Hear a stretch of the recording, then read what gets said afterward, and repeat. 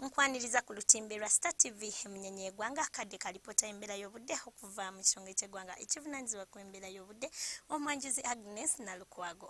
Enkuba yatonye mu bitundu by'eggwanga ebitali bimu era ng'okusinziira ku alipota gye tufunye weziwedde essaawa 3 ez'okumakya tulaba nti Kasese yawezezza millimeters 38 n'obutundu 4, olwo Masindi neweza millimeters 18 n'obutundu 6, Ntebe neweza millimeters 16.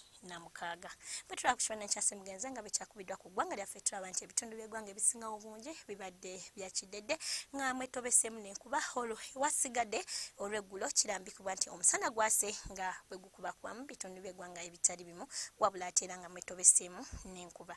Kino nno kiviiridde ku sseruwandula mpewo oyo ayitibwa St Helena ng'asindika empewo empeweevu nga zikunta ziyita mu bibira by'e Congo okwolekera eggwanga lyaffe ekiviiriddeko enkuba gye tufunye mu bitundu by'eggwanga ebitali bimu.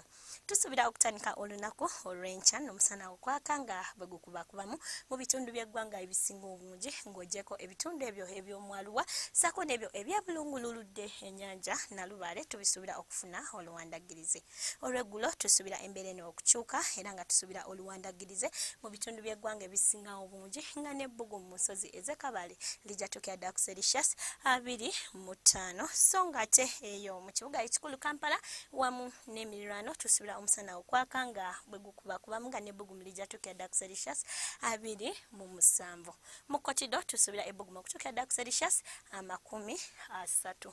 Ebibuga ebirala mu nsi ekibuga nga Lagos, Addis Ababa, London ssaako ne Washington tubisuubira okufuna namutikwa enkuba ng'alimu n'okubwatuka okw'eggulu. Mu Nairobi tusuubira omusana okwaka nga bwe gukubakubamu ssaako ne mu Beijing era nga n'ebbugumu lijja tukya ddala ku Celsius 33. Olwo mu Johannesburg tusuubira omusana okwememula nga n'ebbugumu lijja tukya ddala ku Celsius 20.